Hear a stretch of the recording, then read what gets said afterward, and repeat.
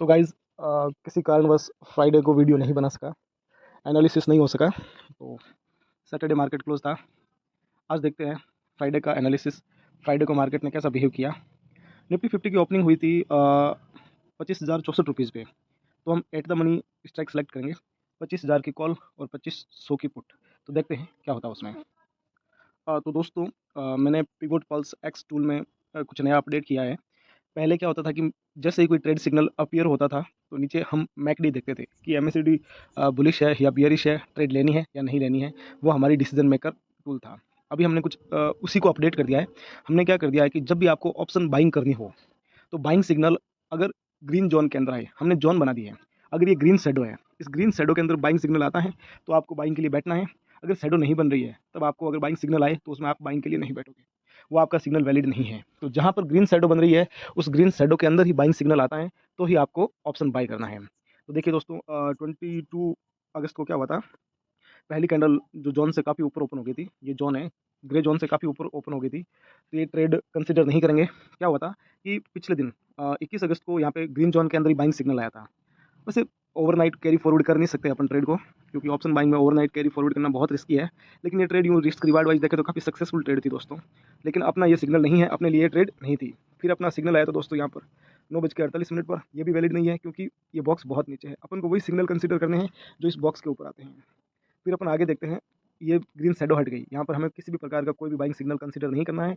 और आप देख सकते हैं ऑप्शन में मूवमेंट भी नहीं था। नेक्स्ट अपना बाइंग सिग्नल ये आता है इस शैडो के अंदर, ये कैंडल इस अपने बॉक्स को पार ही नहीं कर पाई तो ये वैलिड सिग्नल नहीं हुआ।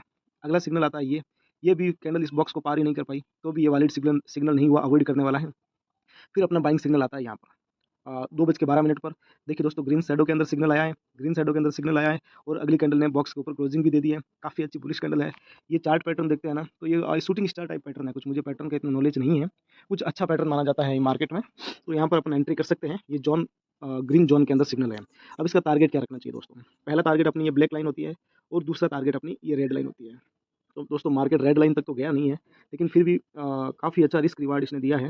अगर यहाँ पे अपनी एंट्री होती है तो अपना स्टॉप लॉस रहता है सिर्फ और सिर्फ 10-11 रुपीज़ के आसपास, और टारगेट मिलता है 35-37 पॉइंट का, जो कि 1:3 रिस्क रिवार्ड की ट्रेड ये बनती है।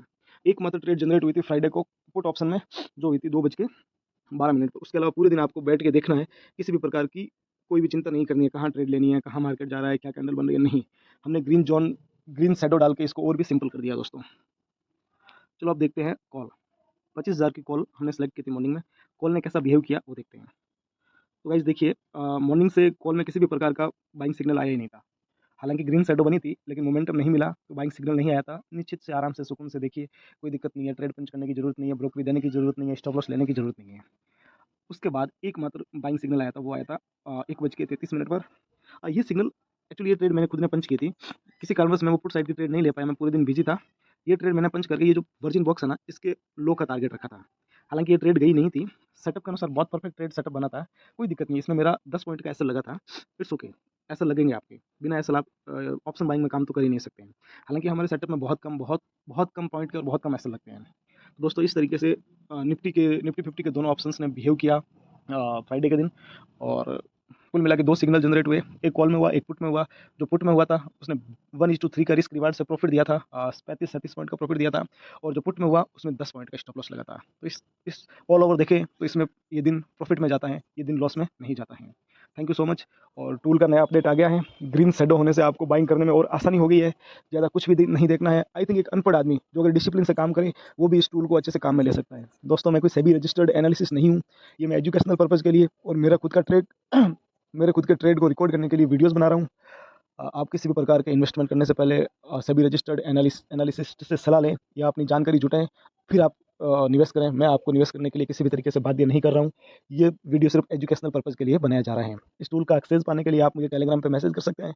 मैं आपको 7 दिन के लिए इस टूल का एक्सेस फ्री में दे दूंगा दोस्तों।